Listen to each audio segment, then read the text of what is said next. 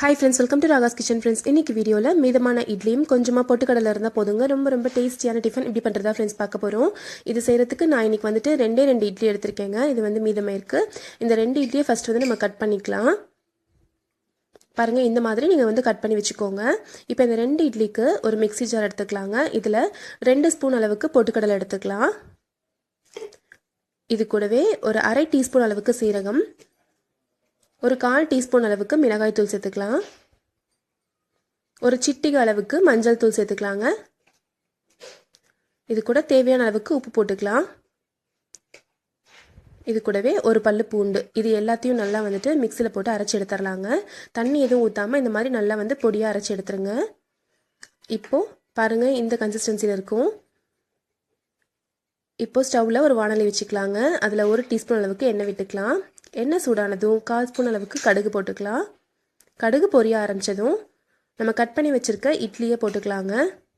போட்டுட்டு இந்த எண்ணெயில ஒரு 1 நிமிஷம்ல இருந்து 2 நிமிஷம் வரைக்கும் நல்லா ஃப்ரை பண்ணிக்கோங்க. நீங்க எவ்வளோ இட்லி மீதமானாலும் இதே மாதிரியே பண்ணலாங்க. ரொம்ப டேஸ்டா இருக்கும். நம்ம சாதாரணமா வந்துட்டு இட்லி ஃப்ரை பண்ணுவோம். அது மாதிரி இல்லாம ஜஸ்ட் இந்த மாதிரி எண்ணெயில வந்து லைட்டா இப்படி ஃப்ரை பண்ணாலே போதும். ரொம்ப இட்லி வந்து பொரிக்கணும் தேவையில்லை. பாருங்க ஒரு 2 நிமிஷம் கிட்ட நல்லா ஃப்ரை பண்ணியாச்சு. இப்போ நம்ம அரைச்சு வச்ச பவுடர் இருக்கு இல்லைங்களா, அதுல இருந்து 2 டேபிள் ஸ்பூன் அளவுக்கு சேர்க்க போறேன். ஃபர்ஸ்ட் 1 டேபிள் ஸ்பூன் போட்டு நல்லா வந்து கலந்து விட்டுக்கலாம்.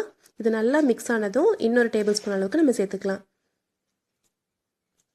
இந்த இட்லிக்கு மேல இந்த மசாலா பொடி எல்லாமே நல்லா வந்து ஒரு கோட்டிங் மாதிரி நல்லா வந்து ஒட்டியிருக்கும். இப்போ கொஞ்சம் கொஞ்சமா நம்ம அரைச்சு வச்ச பொடியை நம்மளுடைய டேஸ்ட்டுக்கு தகுந்த மாதிரி சேர்த்துக்கலாம்.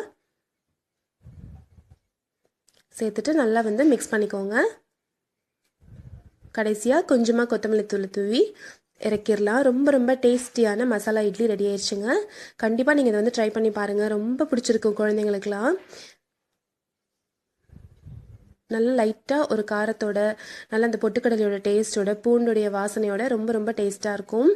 இட்லி மீதமாயிடுச்சுன்னா கண்டிப்பாக ட்ரை பண்ணி பாருங்கள். இந்த ரெசிபி உங்களுக்கு பிடிச்சதுன்னா நம்ம சேனல் ராகாஸ் கிச்சனில் ஒரு லைக் கொடுங்க. ஃப்ரெண்ட்ஸ் கூட ஷேர் பண்ணுங்கள், சப்ஸ்கிரைப் பண்ணுங்கள். தேங்க்யூ.